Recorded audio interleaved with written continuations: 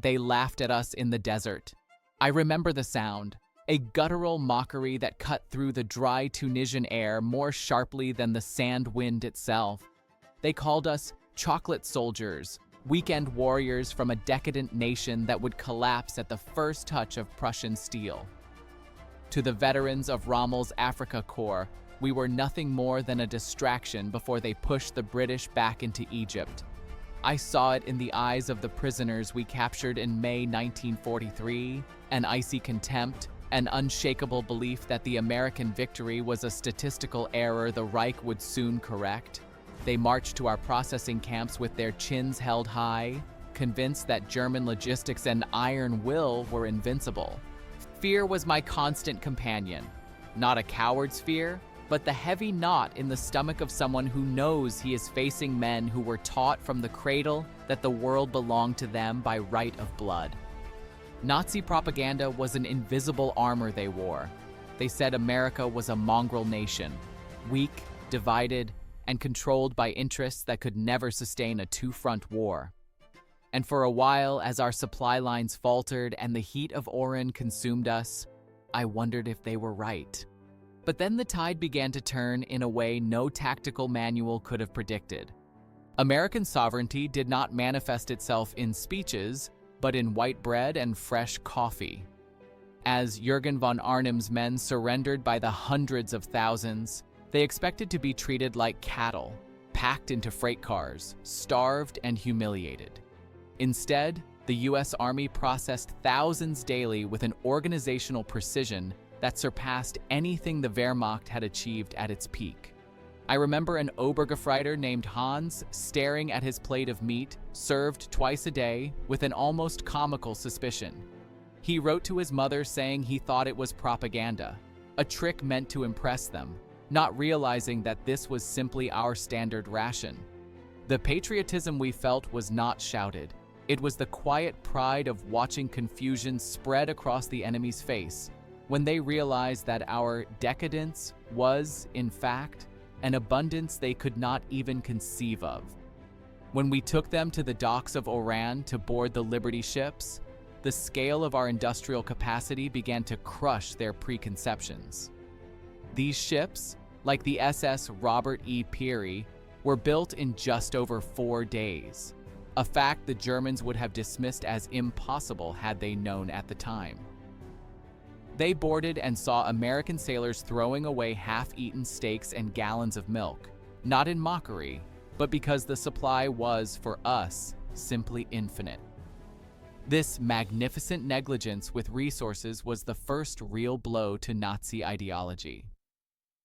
I saw men like Friedrich Radke, decorated with the Iron Cross, pale at the sight of radar technology on a simple cargo ship.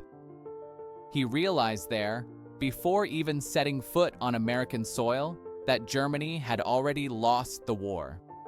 We did not tell him this. The silence of a rotating antenna and the sight of 3 Liberty ships being produced per day told him everything. The tension in the camp changed. The laughter vanished, replaced by a heavy, contemplative silence as we crossed the Atlantic. The sea was ours, the factories were ours, and soon, even their reality would be ours to rebuild. The arrival in Norfolk, Virginia in August 1943 was the moment the enemy's mask of superiority finally shattered. I stood on the platform as the prisoners disembarked, and what they saw was a systematic psychological demolition through sheer industrial capacity. The Norfolk base sprawled over more than 4,000 acres, with electric cranes moving tons of cargo without the coal smoke that choked German cities. They counted the ships at the docks, 47 cargo vessels in a single day, and I could see their lips moving in silent calculations of despair. The deepest shock came with the trains. They expected the 40 and 8 box cars, 40 men or 8 horses, that they used across Europe. Instead, we put them into cushioned Pullman cars, with air conditioning and tables draped in white cloths. One of our sergeants even apologized because the air conditioning in one car was not working properly. The Germans stared at him as if he were insane. believing such luxury existed only on Hitler's personal train.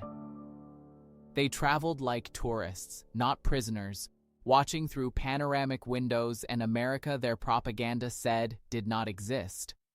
As the train cut through the heart of the country toward Texas, the darkness of war was replaced by a constellation of electricity. In Germany, blackouts had been total since 1940, but here every small farm and every street corner glowed at 10 o'clock at night.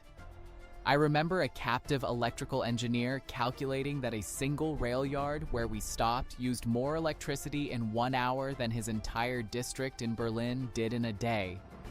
They saw factories running 24-hour shifts, parking lots filled with workers' cars, something that in Germany was a privilege reserved only for the party elite. American sovereignty flowed naturally through the landscape. We passed the Alcoa aluminum plant in Tennessee, which consumed more power than the entire city of Munich. Near Louisville, they saw synthetic rubber plants that had risen from nothing in 18 months, producing 8 times more than Germany had ever managed. And then there was Willow Run, near Detroit. A captured Luftwaffe pilot pressed his face to the glass as we passed that gigantic factory delivering one B-24 Liberator bomber every 63 minutes. He counted 17 aircraft on the assembly line just from the train window and realized that American precision and speed were something they could neither imagine nor fight. I felt a restrained pride watching these men, who once mocked us, now question everything they believed about the world.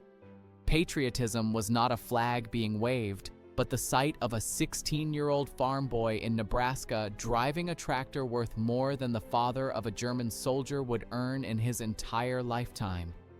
We saw prisoners weep as food was discarded in the fields because there was excess, while their families in Germany starved. Trust among us, Americans, was our greatest strength. We knew that if we needed a bridge, a tank, or 1,000,000 doses of penicillin, our nation would simply create them.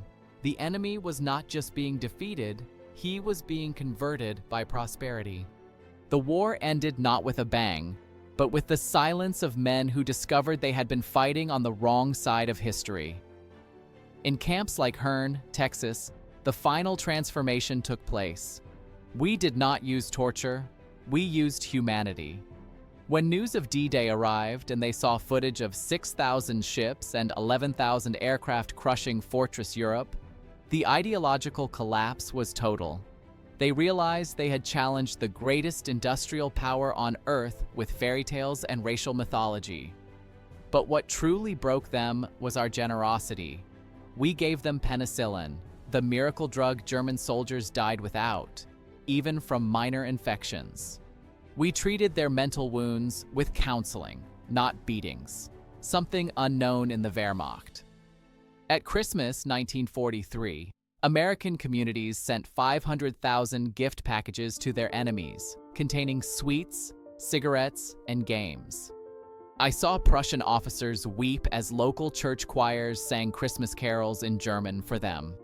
That Christian kindness toward the enemy was the final proof of a strength they never understood. The confidence of a truly free people. Still, for me, the cost of that victory will never be forgotten.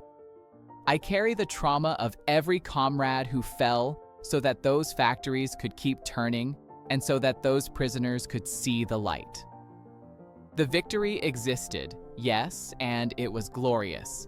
But the price was paid in young blood and sleepless nights that still haunt me. When I see former prisoners return years later, now citizens of a democratic Germany, to thank us for showing them the way, I feel the sacrifice was worth it. They came as conquerors and left as students of freedom. We turned enemies into friends not through destruction, but by demonstrating that a free society can create abundance where tyranny creates only scarcity. American sovereignty was not about domination. It was about an inexhaustible capacity for creation and human dignity. Those men who laughed at us in Tunisia ended up rebuilding their own nation using the lessons they learned in our prison camps, paving the way for the German economic miracle. They saw that prosperity comes from freedom, not conquest. Today, when I look back, I do not see only tanks and planes. I see the face of an enemy soldier realizing that everything he believed was a lie, and that decadent America was, in fact, his only hope. Where are the voices today that doubt what we are capable of building when we stand united? I was there. I saw the giant awaken, and I saw hatred turn into respect through the simple force of our example. Do not let the sacrifice of those boys in Oran, Normandy, and the airfields of Detroit be forgotten. Freedom is not merely a right. It is the engine that produces miracles the world once feared, and later thanked for existing. Honor this history, for it was written with the sweat of workers and the blood of heroes who never asked to be called such.